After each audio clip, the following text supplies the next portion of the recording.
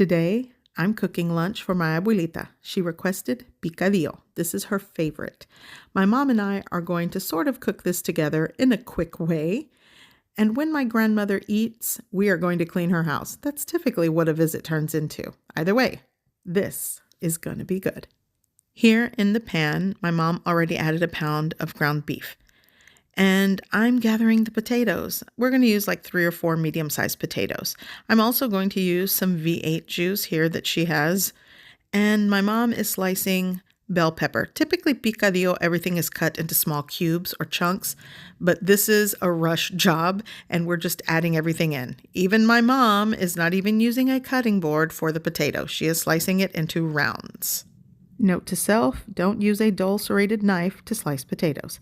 So I'm going to start seasoning everything, and I'm going to use some tomato flavored chicken bouillon powder. I'm also going to add ground cumin. I think here I have some ground or granulated onion powder going in. Like a teaspoon of the powders and a tablespoon of the bouillon works. This is chunks of garlic my mom sliced, and I'm going to just season with a little bit of salt. Like I always say, season and salt to your preference. I'm just going to break apart the ground beef and saute everything well. Here on this griddle, I'm just going to make some store-bought flour tortillas. These are from a local grocery store called Mi Tienda. My grandmother likes them. I'm going to open up the V8 juice because now that everything is browned and cooked, I'm going to combine the V8 juice in the pan here. You can also add a can of tomato sauce. That works. Here I'm just adding some fresh cilantro. I will say that's optional. And I'm also going to add 16 fluid ounces of water. Now I'm just going to combine everything and bring that up to a simmer. Here I'm already cooking the flour tortillas. I love it when they puff up. So at this point, I am still mixing everything, and you'll want to taste everything for salt and seasoning and adjust to your preference. In the meantime, my abuelita is enjoying a nice cup of coffee, as she always does. Coffee is her favorite. So this has cooked and simmered with a lid on for about 20 minutes. And a lot of her pots and pans are really old, but she doesn't get rid of them. She says she's just used to cooking with them. So be it. That's what we're using today. You'll want to make sure the potatoes are cooked through. These are breaking apart. Some of them are very creamy and soft, the way my grandmother likes. So this is done, and I'm ready to serve her a bowl. So while she's eating, I'm going to start cleaning, and it's just so nice to be able to cook and enjoy her company. So now she can enjoy her lunch. Love her. Today, I'm going to show you another breakfast favorite, Chilaquiles. I will show you how I make the sauce for this. I'm going to top it with some sunny side up eggs, and I'm going to eat it right out of the pan. This is going to be good. Here we go. Okay, so I'm going to start by removing the stems. I'll remove the stem and removing the seeds from, I'd say 4 to 5 guajillo chiles. These are dried chili pods. And I am going to toast these on the griddle, but I want to clean out the seeds. And sometimes they come with a lot of debris. You'll need to rinse them as well. But I think I'm going to use 4 today. And I'm just putting it right back into this container. I'll clean it out. It's almost empty, actually. And 1 more.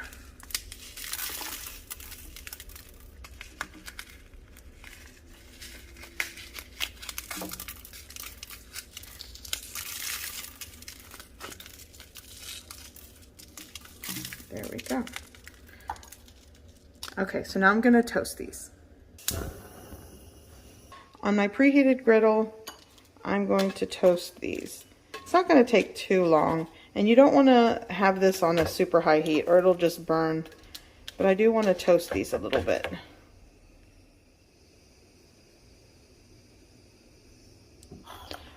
Okay, so these are toasted and they're hot. I'm going to take these, put them in a bowl. And now I'm going to put them into hot water. Cover with a lid. I'm going to let that simmer for about 2 to 3 minutes, shut off the heat, and let them soak until I'm ready to use them. Okay, so for the rest of the ingredients to toast, this is all going into the salsa or the sauce for this. I have 1 jalapeno that needs to be used, a Roma tomato, a piece of yellow onion, and I have 2 small cloves of garlic. 1 clove will work, but those were kind of small. And I did leave the skin on so the garlic doesn't burn when you go to toast them on your griddle. So here we go. Oop, and there we go. And I'm going to toast these and get some charring on the exterior. Okay, so this is already boiling. I'm shutting off the heat and I'm just going to let it set and steep while I get everything else ready. Okay, so here I have my soaked chiles guajillos. I'm going to add all of my roasted veggies here, and I peeled the skin and took the stem off the jalapeno and peeled the skin from the garlic.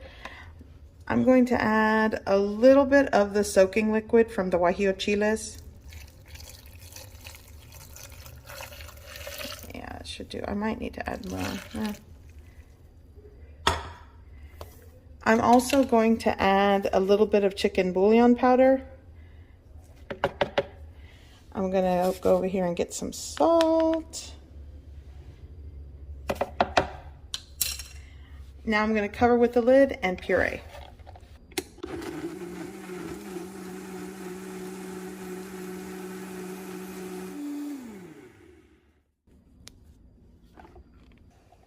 In a preheated pan, I'm gonna strain the salsa.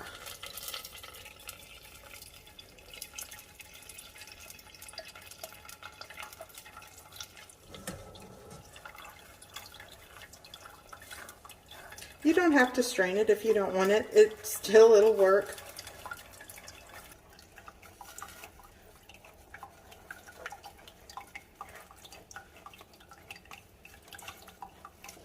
Okay, so you'll want to taste it for salt and seasoning. I'm going to add a little more salt, and I'm going to let this cook and simmer for about 5 minutes, and then it's done. Now, if you like, you can make this ahead of time. I do this all the time for enchilada sauce or even just this sauce. And I will cool it after making it and store it in the fridge for later use. It makes it really convenient, especially when you wake up and you want to make some chilaquiles or breakfast enchiladas. It'll work. Okay, so now I'm going to fry up my corn tortilla pieces. And I just took 10 corn tortillas and cut them into just, little triangle shapes. You can just cut them into pieces, bite-sized pieces. So here in preheated oil, I'm just going to start frying these until they are golden brown and crispy. And you'll want to separate them as you kind of put them in the pan. I've also seen, my grandmother used to just fry whole tortillas and break it into the pan once it was time to put the chilaquiles together. That's another convenient option as well. There we go. So I'm just going to make sure everything kind of separates. It's going to take some time over a medium heat. Nothing on high because it'll burn. So medium, high. And just toast these until they are crispy and golden brown. Okay, so these are nice and toasty. I have this on a medium heat. I lowered it a little bit now that they're toasty. I'm going to add some onion. This is fresh onion into the pan and let that saute for a little bit.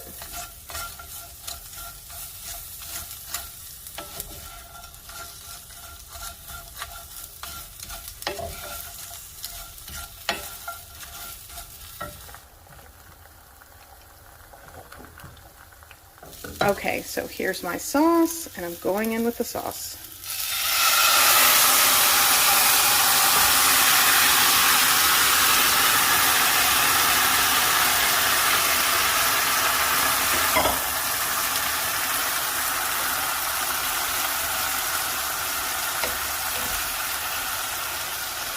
Ooh, this smells amazing.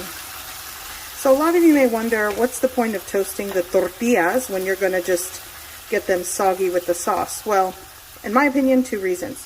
If you don't toast it, the tortilla will disintegrate and turn mushy, and some of those crunchy bits that stick out, they stay crunchy, so it's a nice textural bite. So I'm just going to shut off the heat. Okay, I'm gonna move this right there.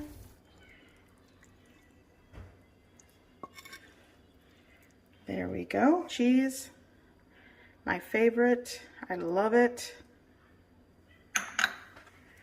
Here I'm gonna fan out some aguacate or avocado.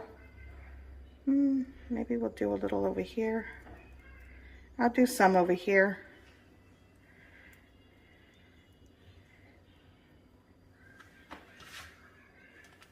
Gonna go in with some cilantro or parsley, it's up to you.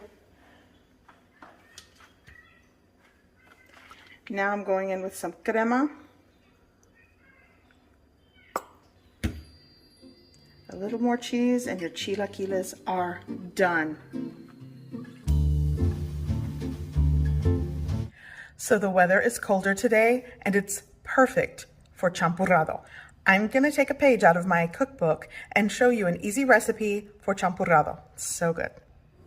Okay, so here's the cookbook for those of you that are probably gonna ask in the comment section. You can find this online on Amazon, barnesandnoble.com, Walmart, and Target.com. Okay, so here's the recipe. Now, I'm going to go a little rogue from my own recipe, and I'm going to skip on the cloves and allspice berries. Here in a small pot, I'm going to add 4 cups of water. To that, I'm going to add 1 cinnamon stick and some piloncillo. 2 ounces of piloncillo is fine. If you want more, it really is to your preference how sweet you want this. And let that come up to a gentle boil or a simmer. Okay, so at this point you can also add the allspice berries and the clove. I'm just going for simple today, so I stuck with just the cinnamon stick. Now I'm going to add 12 fluid ounces of whole milk, or a can of evaporated milk is typically what I use. So here I have a half cup of cold water. I'm going to add, this is a 1/3 cup of instant corn flour, the same kind that you would use for corn tortillas or tamales. It's going in, and I'm gonna just add that. This is going to thicken the champurrado. I also like to add a pinch of salt to the maseca or the instant corn flour mix. And as you can see, as it sets, it starts to get really thick. I'm gonna get the chocolate ready, and this is like a 3-ounce chocolate tablet. So this has been simmering continually for about 10 minutes or so. I'm going in with my chocolate tablet, and you'll want to give that a mix and dissolve it. I removed the cinnamon stick. Okay, so with a whisk, and I want to show you, look how thick that is now because it's been sitting there. So with a whisk, I'm going to whisk in my little slurry of instant corn flour for masa and water mixture. And it's going to start to thicken up my champurrado. I'm going to actually do this, get that out of there. So I want to show you, once it starts to boil again and simmer, it's going to thicken. And at this point, it's pretty much done. I'm going to shut off the heat. Now, while the heat is off, I'm going to add some vanilla extract. A couple of teaspoons works. And just give it a mix. And it's ready to serve. I'm going to get my cup and check this out. Even as it sets off the heat, it's still hot, but it really does thicken. So if you feel like you're making this and it's not thick enough, like I said, give it time. It's going to thicken as it sets. And it's so good. It's truly one of my winter favorites. It gets colder.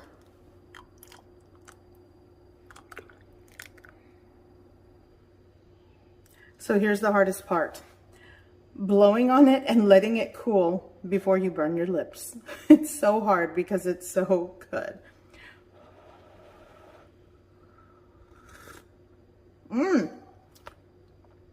So good, but so hot. But you should give it a try. It's gonna keep you warm. So let's make some breakfast. Today I'm going to make migas a la Mexicana with refried beans on the side and some other fresh ingredients.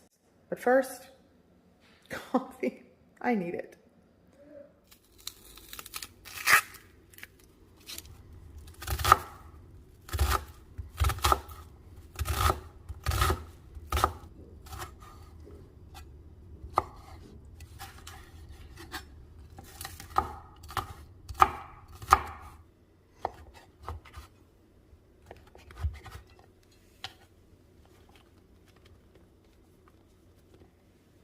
Okay, so today I'm making migas a la Mexicana. And typically a la Mexicana means the tomato, onion, and jalapeno. I'm also throwing some bacon into the mix. I've already prepped these ingredients. Here I have the half of Roma tomato. You could use all of it.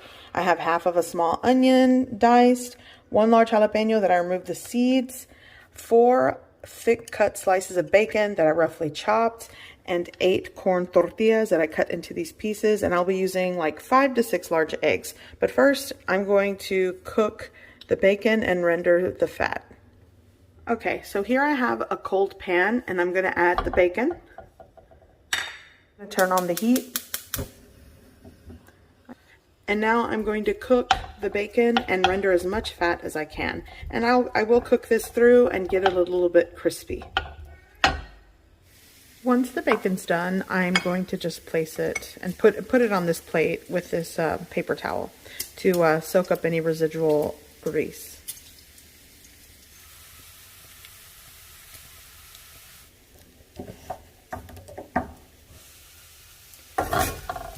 I'm going to remove all this bacon. And it did render a lot of grease, which is perfect because that's what I'll toast the corn tortillas in to get them crispy.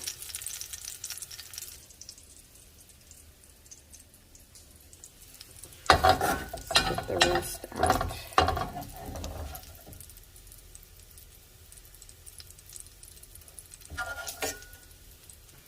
I'm gonna put it. There we go. Okay, so now I'm gonna take my corn tortillas and put it right into the pan. I already have the heat back on. I have it at a medium to medium-low heat because this will take some time to get everything crispy and toasty. And you do want to take your time with this. Don't burn them.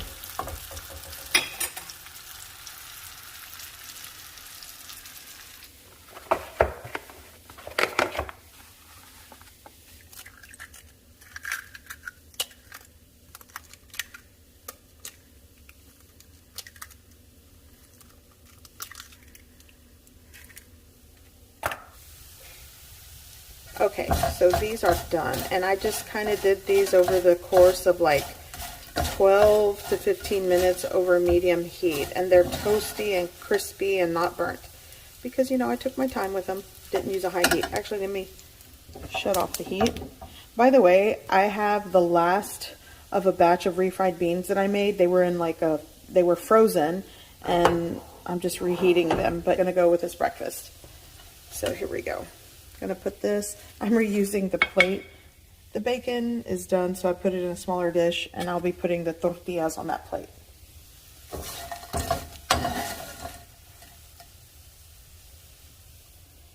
And just kind of spread them out, and they'll stay toasty by the time you need them.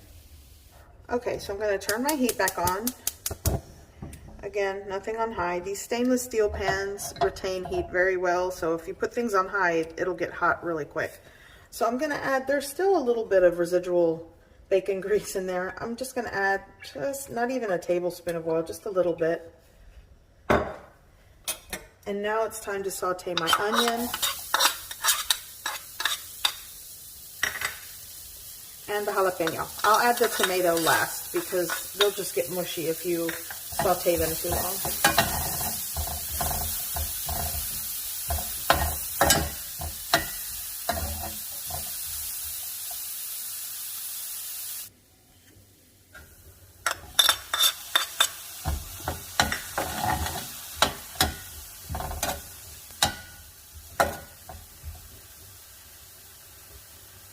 I'm going to add a little, like a tablespoon of butter, because I like it with the eggs. Didn't mean to throw it in. I'm going to let that get all over the pan.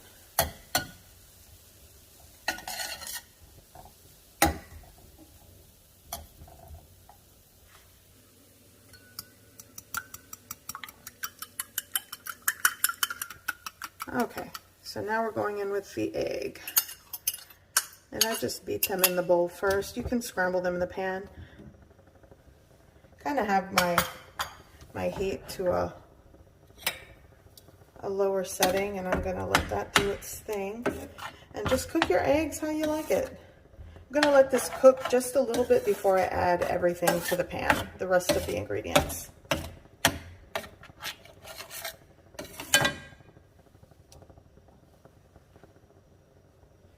Okay, so now I'm going to add all of my crispy corn tortilla pieces and start combining it with the egg.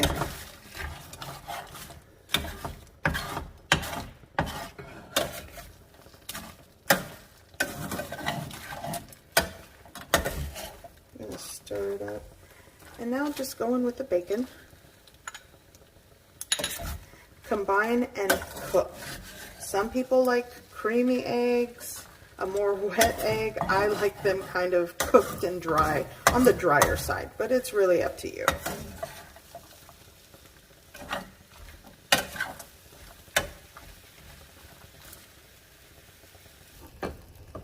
Gonna shut the heat off. Okay, I turned off the heat, and I'm just gonna take the migas off of that burner because there's still residual heat over there.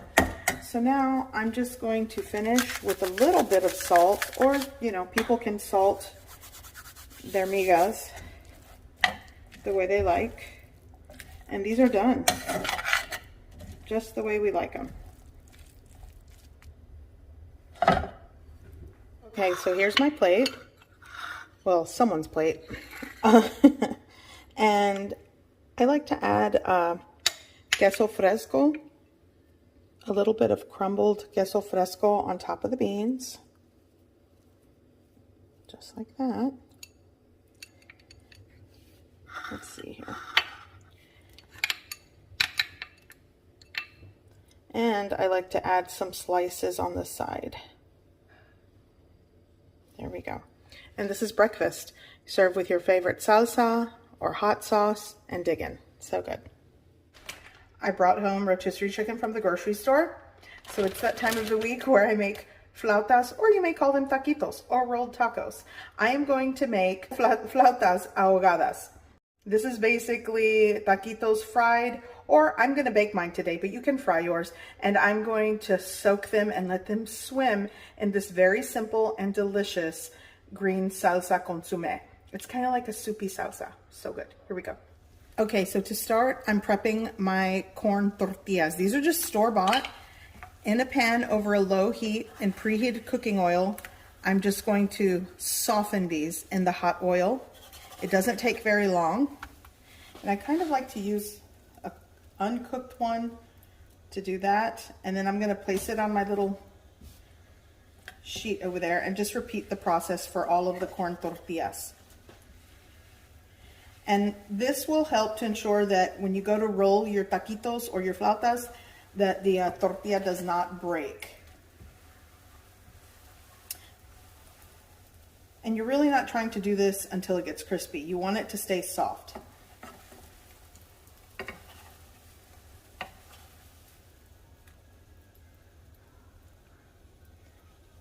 Okay. Okay. Ooh, hot. Yeah, this is the hard thing, getting these out. Here we go. So I've got several prepared. So I'm going to, you kind of want to do these ahead of time, because when you go to actually roll the flautas or taquitos, it's going to be too hot if you do it like right now. So now I'm going to shred my chicken.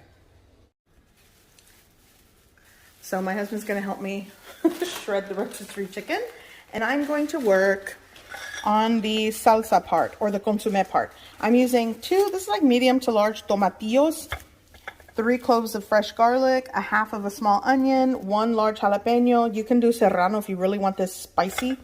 And I'm gonna work with some canned chicken broth.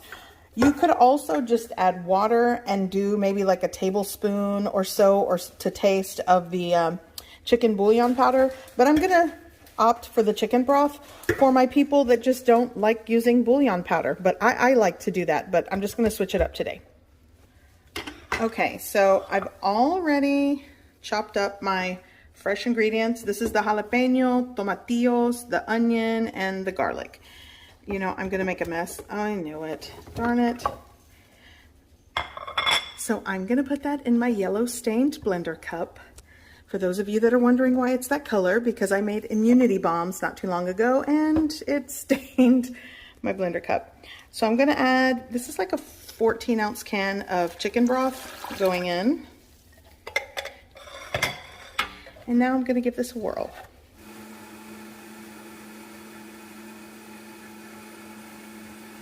A little bit of cooking oil. Now I'm going in with my salsa.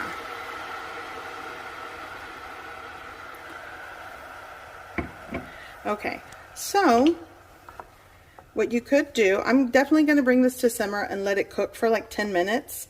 I think I want to add a little more chicken broth. I mean, it definitely is soupy. I'm probably going to add another cup and then season with salt to taste, and that's it. Just let it simmer, because essentially these are all raw ingredients. So you want to cook this, bring it to a simmer and let it cook gently for about 10 minutes or so. I'm going to add salt. I already know it's going to need it, so I'll start with just a little. Well, there we go. And like I said, you want to bring it up to a gentle simmer.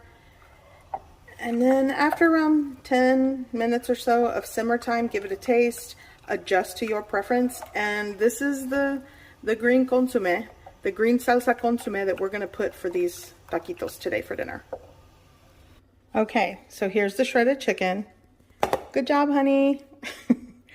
And here are my prepped tortillas, and I just added like a couple of tablespoons of all-purpose flour with water. I also do this with cornstarch when I have it, but I opted for the flour today because it was already out. So this is kind of like a paste that's going to keep the roll tight and together. So I'm gonna start putting these together. So go ahead and take your prepped tortilla. Actually, sometimes you can, I think I'm gonna, it already wants to kind of roll that way, so go ahead and roll it that way. I'm gonna add my shredded chicken. And let me get this over here. And when you start to roll it, kind of pull back on that first roll. That kind of helps to keep it a tight roll. And get some of your paste on the edge here, and just, there you go. And then you keep it on your baking sheet seam side down and repeat the process. Sometimes I overfill these or stuff these, so just be mindful of that.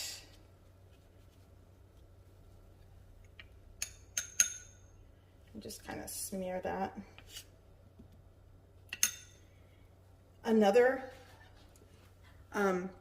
Another little fun thing about this paste is that when you fry it, this paste fries up like a crust. Texturally, it's so good if you like crunchy stuff. Okay, I'm just gonna repeat the process for all of my rolls, or taquitos. Okay, so I have these rolled out, and I actually could roll out more. This is just what I'm working with right now. I'm just feeding 2 to 3 people, so this will work.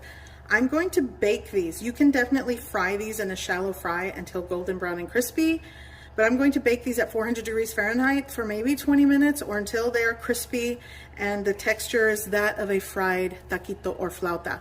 I just didn't want to fry these today. And the residual oil from when I gave them that light fry, that'll help to crisp them up in the oven.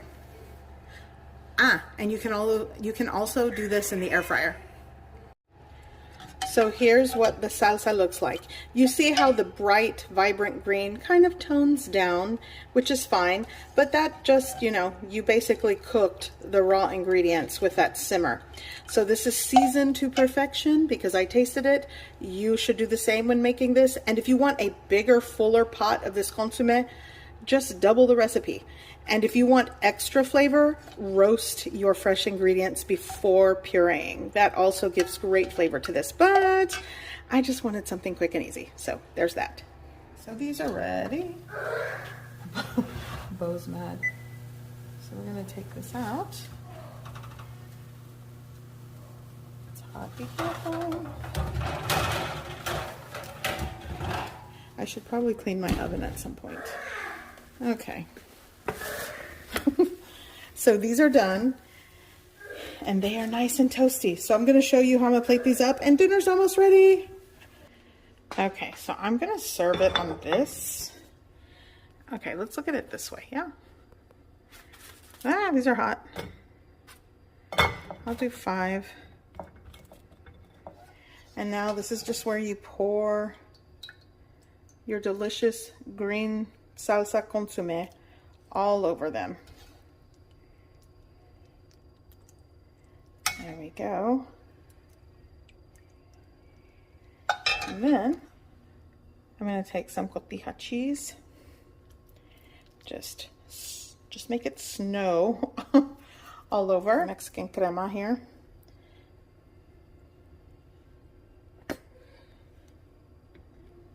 And this is dinner.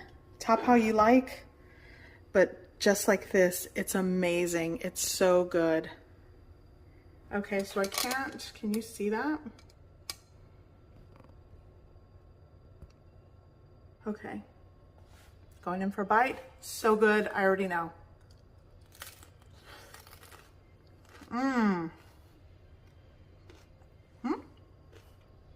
Today I'm making arroz con leche. This is gonna be good. For the ingredients to make this arroz con leche, I'm going to start with 4 cups of water. Instead of using a can of evaporated milk, I'm going with some coconut milk because I have it. I'm also going to be using sweetened condensed milk to sweeten this. I typically like to use piloncillo, but I want this extra creamy today, so I'm going with sweetened condensed milk. I have a 1/2 cup of long grain rice that I've rinsed in cold water. I'm also going to be adding some extra ground cinnamon along with a cinnamon stick and a pinch of salt. So let's get started. Okay, I'm going to shake my coconut milk and then just, open that up carefully. Ugh. And this is the sweetened condensed milk. This is why it's always important, to wash cans when you bring it from the grocery store. Things can get a little germy. Okay, there. Okay, so I'm gonna add the water. There we go.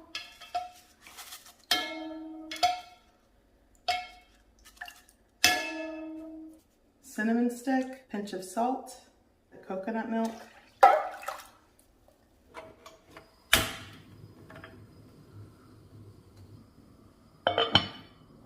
Okay, so I turned the rice on to cook. I added the lid to expedite the liquid in the pot to come up to a boil.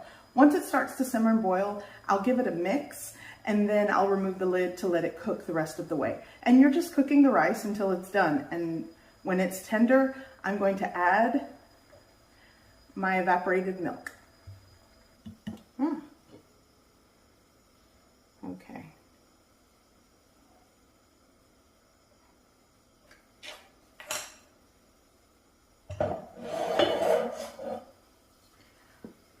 So let's give this a stir.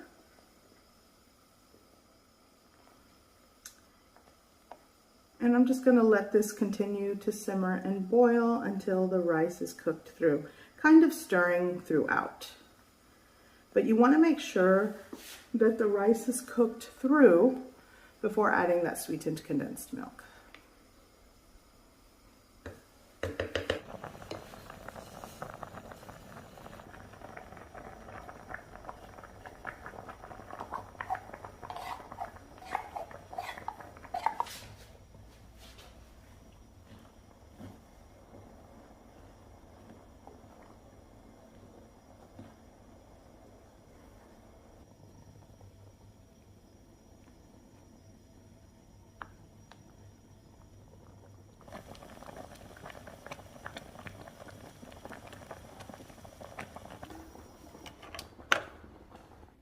gonna add my vanilla extract off the heat. Like a tablespoon works. Give that a stir. Now, you'll notice that it's still kind of liquidy, runny. That's okay. Now, you could start with maybe 3 cups of water in the beginning to lessen the runniness of your arroz con leche, or your rice with milk. But if you plan on serving this over a period of time throughout the day or as it sets, it thickens even more. So if you want it extra thick, maybe lower the ratio of water that you start with. Start with maybe 3 cups of water.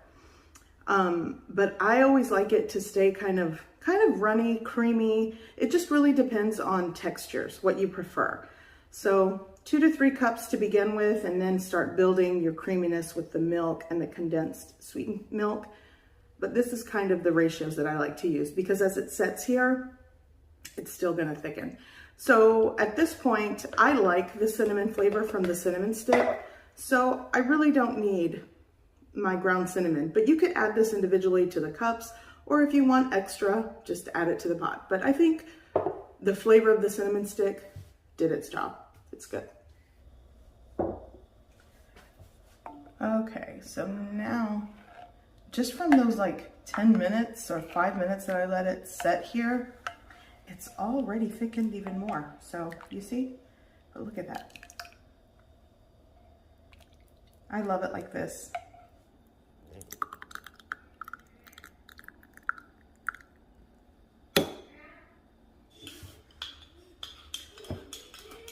It smells amazing.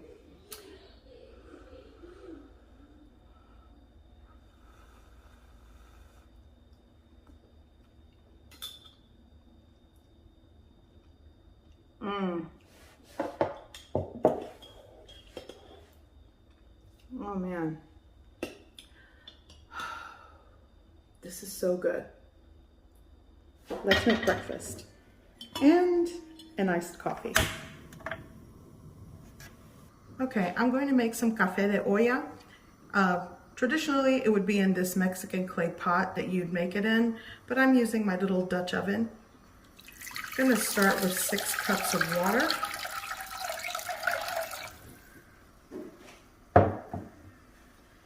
And I'm going to add some aromatics. Here I have 2 cinnamon sticks, just some orange peel, and I removed the pith, the white part going in. This is a dry piece of vanilla bean that I found. It's super dry, so it's going in. And I have some cloves. You could also add some allspice berries, star anise or star anise, and you know, make it fragrant to how you like it. This is typically what I use. I'm also going to be adding around 4 to 6 ounces of piloncillo. This is actually boiled down sugarcane juice. You could use brown sugar, or you can leave it unsweetened. I do that sometimes, but today I am going to add some piloncillo going in.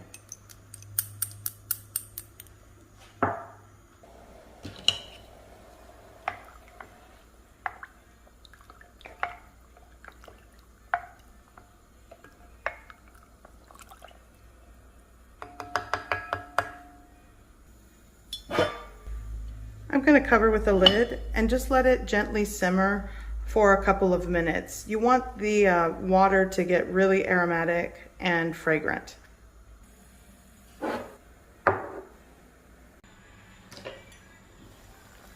Okay. This is definitely where I want it to be. Now I'm going to add 6 tablespoons of coffee. And let that simmer, gently simmer, for about 4 to 5 minutes, depending how strong you want. If you want less coffee, add less, and if you really want it strong, add more. So let's cover that.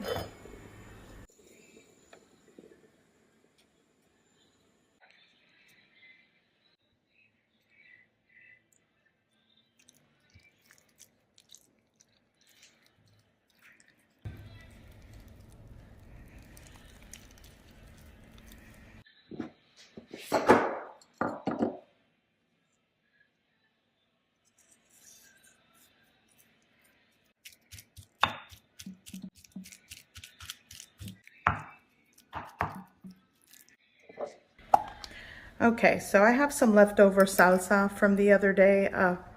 I'll link the recipe video. I did some sopita de conchas. Anyways, I'm gonna add the rest of this salsa to my guacamole here. And now I can just give it a mix. And that's what I made today. It's just avocado mashed up with my leftover chipotle salsa.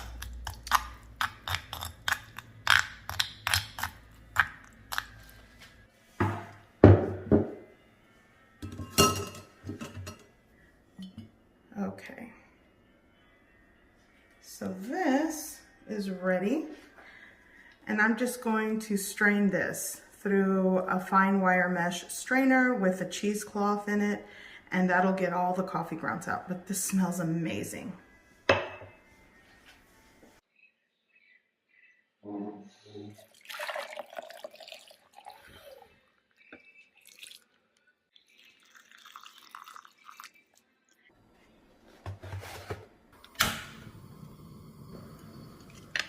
Gonna make some chorizo tacos. Keep it simple today.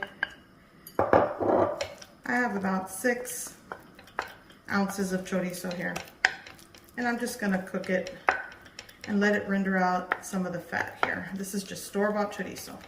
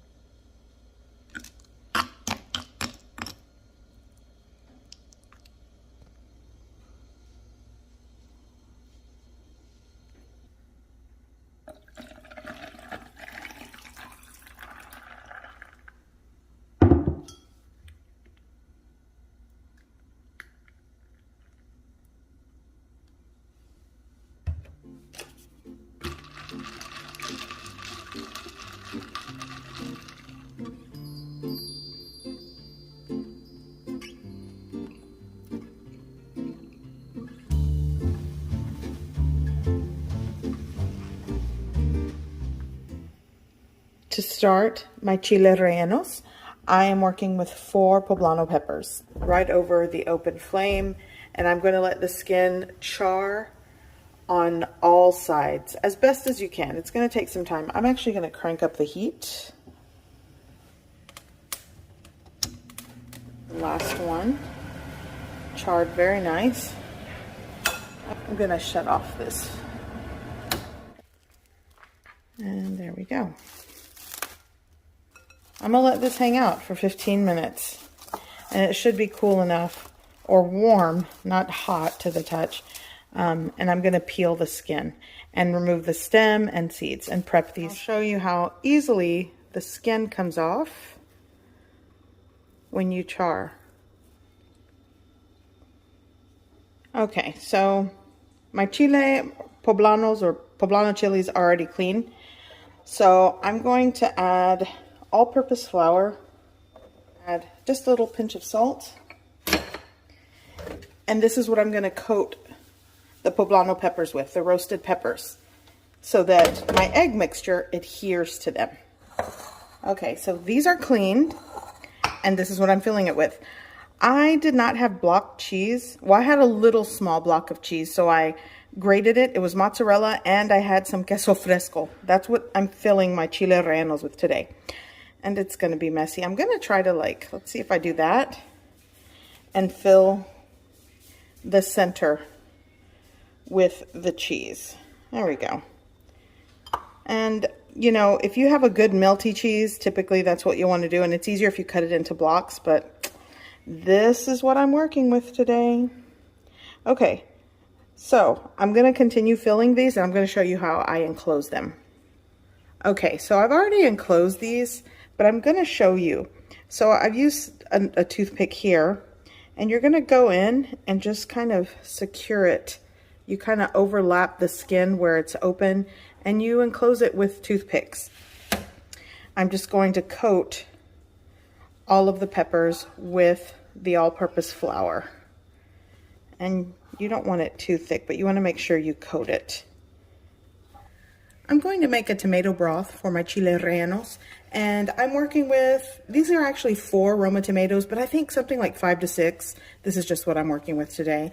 2 cloves of garlic. I'm going to put those into my blender cup. I just have them, and here's my 2 cloves going in. Here I'm working with whole cumin seeds, black peppercorn, and like a 1/4 teaspoon or pinch of dried Mexican oregano. And I'm just going to grind and crush this first to give it a head start. Now I'm going to add that into my blender cup. I've already added 2 cups of water, and I've added a tablespoon of tomato chicken bouillon powder. You don't have to use this. You can just go with natural chicken stocks or broth, 2 cups if you prefer, and then just add salt to taste. So now what I'm going to do is cover this and puree.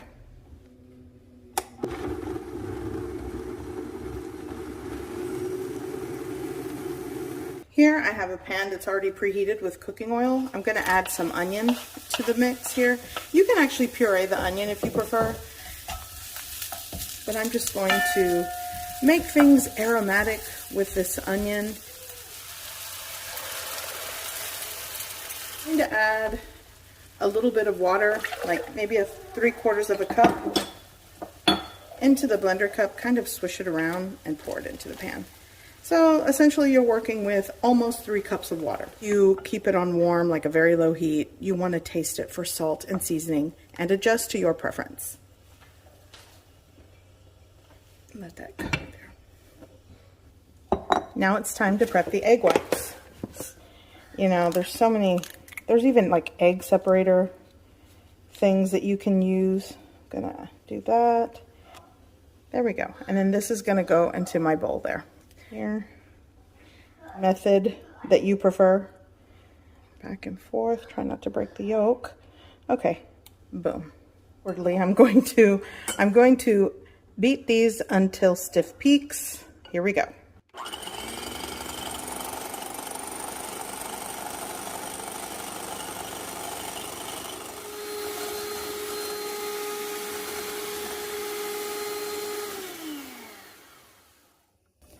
Okay, so these are kind of like at the soft peak stage, so I'm going to keep going, and then I'm going to start adding my yolk one by one.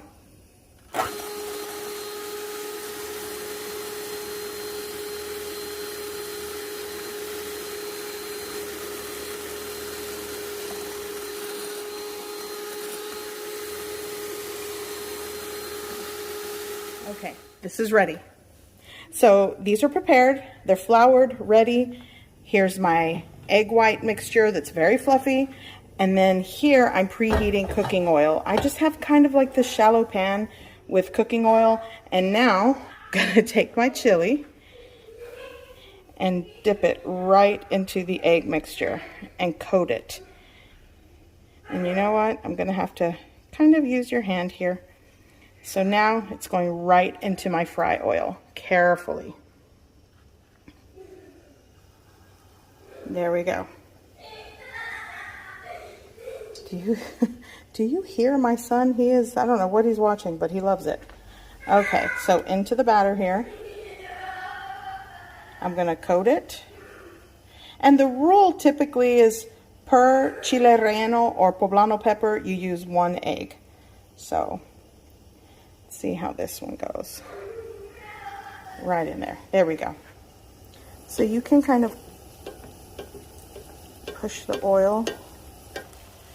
And I'm just going to turn it just like that. And there we go.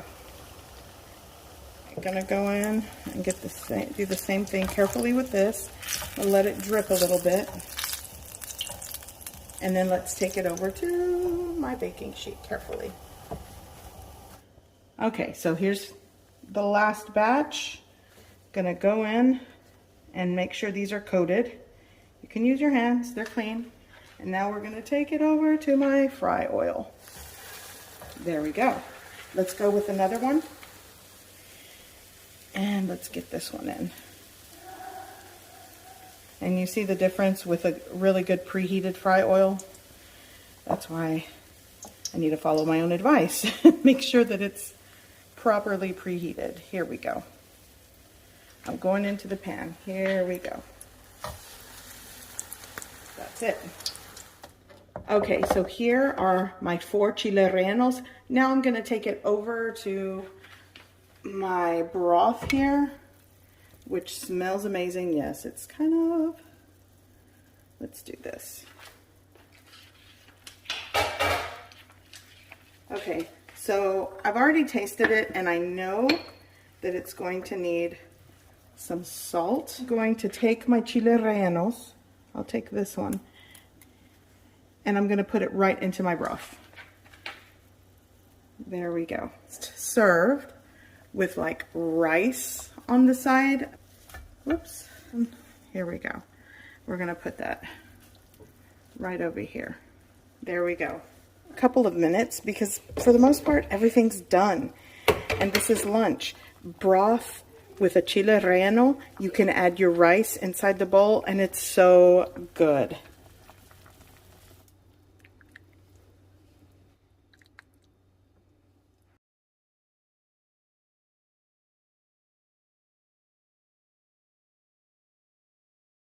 Hello everyone. So today I am visiting my grandmother and she requested Capirotada, which is her favorite. And I'm going to show you how I make kind of a simplified, easier version. This is going to be good. So to start, I am sauteing banana. Actually, I'm trying to use what my aunt has in her kitchen. She had 1 ripe plantain and 1 large banana. I sauteed this in a little cooking oil. In the same pan, I also toasted around 6 to 8 bolillo bread rolls, those Mexican style French bread rolls for this recipe. So I already mixed and tore up the bread with the sauteed banana, and I also have been adding raisins. My grandmother loves raisins, so I'm just adding these boxes of raisins into the mix. To make life easier to mix all of this, I'm just going to add it in this large pot. Again, I'm working with what my aunt has in her kitchen and I couldn't find a large bowl. So I'm going with a large pot just to mix this in. So I'm also going to add a can of crushed pineapple. And when I tell you, Capirotada varies from household to household, I'm actually adding ingredients that my grandparents can eat. So the bread, the crushed pineapple, the raisins, it's all going in. And what I'm doing here is just one-handed because I'm filming. I'm going to rip up the bread into pieces. You can chop it, rip it. I'm doing the best I can here. So for the syrup today, I did a double batch because my uncle wants to use some of this. But typically 5 to 6 cups of water. You add piloncillo to taste. Start with 8 to 10 ounces of piloncillo, a cinnamon stick, and after you simmer it for about 10 to 15 minutes, you can add off the heat vanilla extract and a pinch of salt. So my grandmother loves extra cheese in her capirotada. I finely shredded 10 ounces of Oaxaca cheese. Use the cheese that you prefer. I've seen people do shredded mozzarella. It's up to you. Okay, so I'm going to start layering a buttered baking pan. And I'm just going to add my mixture. By the way, I'm working with clean hands. So I'm just going to keep layering this until I cover the bottom. And now I'm going to add a sprinkling of that finely shredded cheese. And again, Sometimes I like to add shredded sweetened coconut into the mix, sauteed apple. There are so many variations to how people make capirotada. This is just a simplified version for me. Okay, with the help of my cousin, she is going to bring over that pot of syrup that I had simmering on the stove, which is done. I've already added a tablespoon or so of vanilla extract. So now I'm just going to start ladling over the syrup to saturate the first layer. And I will repeat the process until I have everything packed into this baking pan. And by the way, it was so loud in the kitchen, so this is why I'm doing voiceover, and I had to silence some of the footage.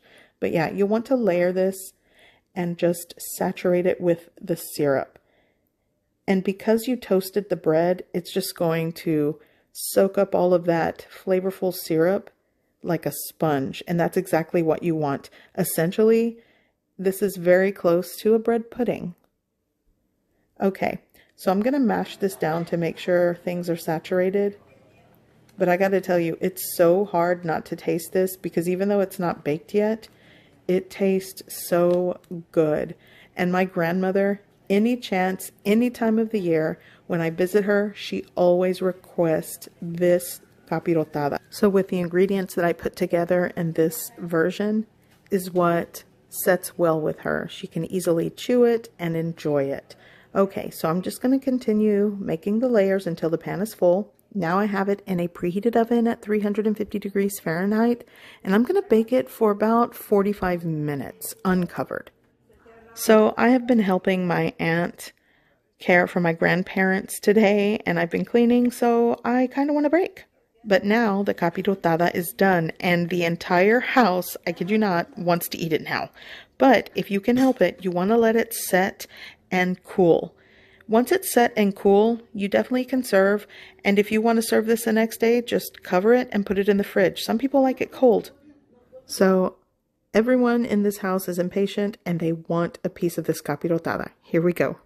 By the way, be sure to butter your baking dish because it gives it those crispy edges with the soft bread pudding texture of this capirotada. So I'm serving a piece. It's been sitting on the counter for 20 minutes. I know it's still going to be hot, but my grandmother does not care. She wants this now. But I do suggest letting it set, cool, and then serving, or like I said, put it in the fridge for the next day. It's even better. Today, I'm going to show you an easy way to make potato flautas. This is going to be good.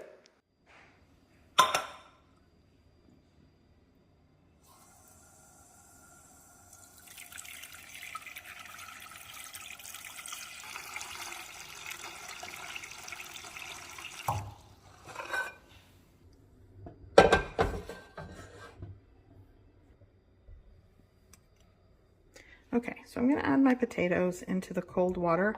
I went ahead and rinsed them and I'm going to leave the skin on because I only have 2 potatoes and I really want to save and use as much of the potato as possible. So I will peel it once it's cooked. Turn on the heat. Cover with a lid. And I'm just going to let this come up to a boil. I'll lower the heat so it doesn't spill over, but you'll want to cook the potatoes until they are tender and soft in the center. Okay, I'm going to check to see if this is done. Oh, that's kind of hot.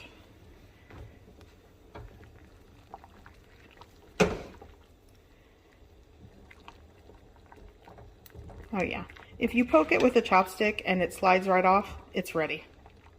I'm going to shut off the heat. And I'm going to remove it from the hot water, kind of rinse it in cold water, and carefully peel it. Okay, so now I'm going to peel the potatoes. I'm just going to peel them over here on this paper plate someone used. And the skin comes off easily. The potato is still kind of warm, which does make it easier to peel and mash. So you don't want it completely cold, in my opinion. I think if it stays warm, it's easier to mash, season, and, peel.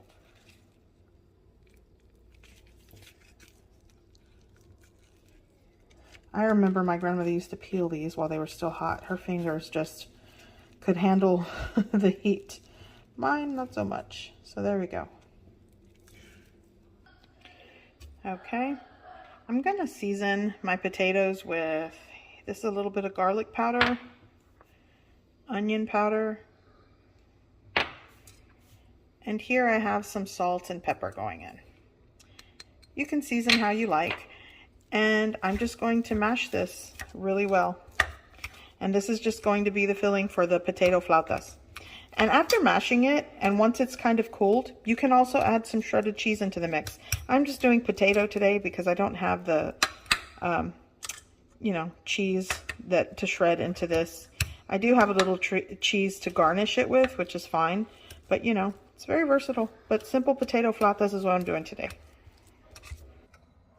So, I wanted to mention, I know a lot of you might be wondering if I actually put butter into the mix. You can put a little bit, but because you want the flauta to stay together and you don't want the potatoes to be runny because they'll run out into the fry oil, you want to keep it kind of stiff, starchy, and just a firm potato. Nothing creamy like mashed potatoes.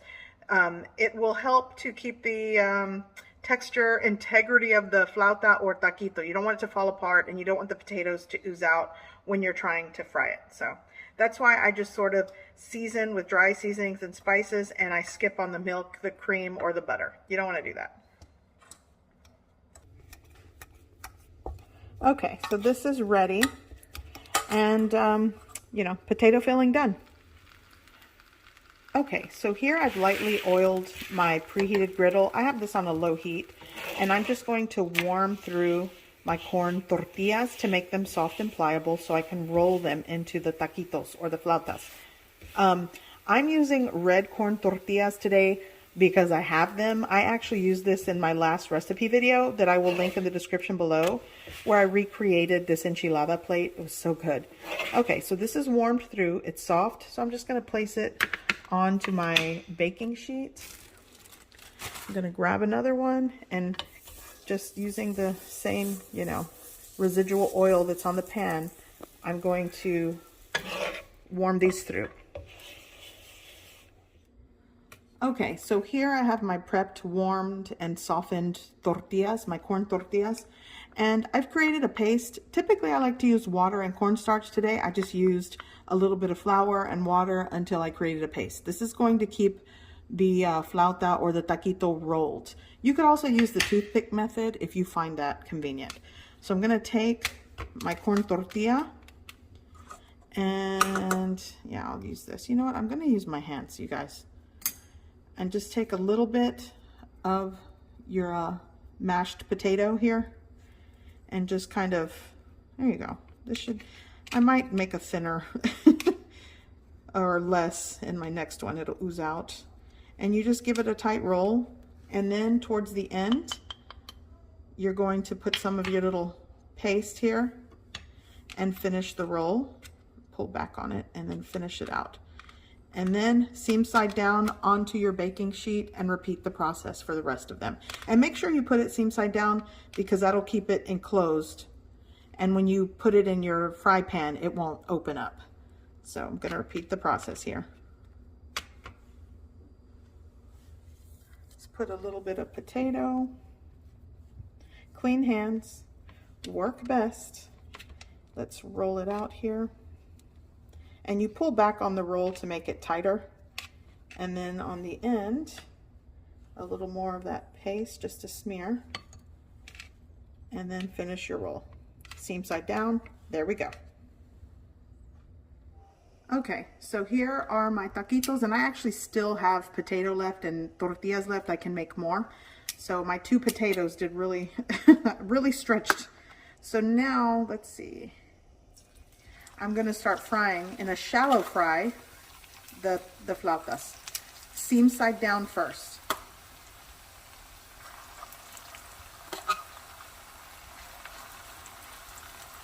I'm going to scoot.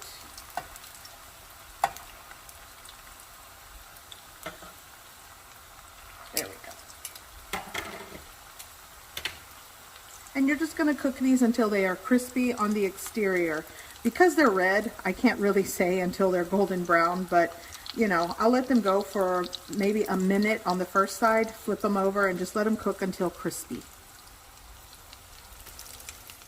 This is where I'm going to put my flautas or taquitos once they are cooked. It's a baking sheet with a rack inserted or inside the baking sheet, and that'll just help to keep them crispy as you're cooking your taquitos or flautas.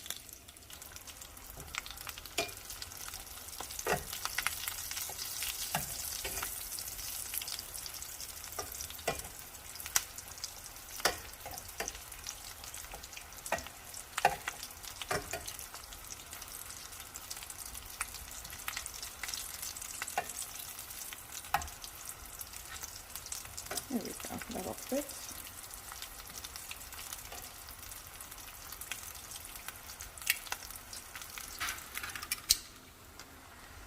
Okay, so these are done, and I'm going to take it right over to my baking sheet and let those sit there.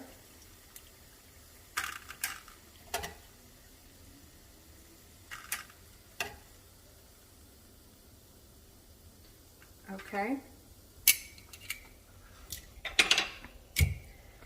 Now I'm going to fry the rest of these that I made.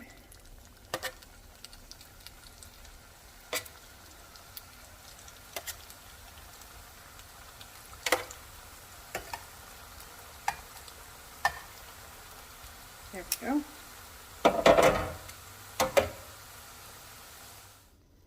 Okay, so my flautas are done, and what I like to do is just sprinkle a little bit of salt on the exterior.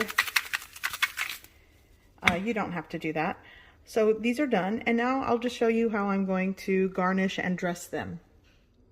Okay, so I have 4 on a plate here, and how I'm going to garnish is with some fresh shredded lettuce. You could use thinly shredded cabbage. I'm going to go, this is Mexican sour cream or Mexican crema. Let's just do that. And garnish how you like. So many ways to garnish flautas or taquitos. It's up to you. I'm going to be using a store purchased green hot sauce. Shout out to Perez pepper sauce. I love this stuff. It's so good. And just sprinkle it right on top or drizzle it. And then top it with some queso fresco. And this is my potato flautas today. Super easy, delicious. My family loves it when I just make flautas, top it with fresh ingredients. So good.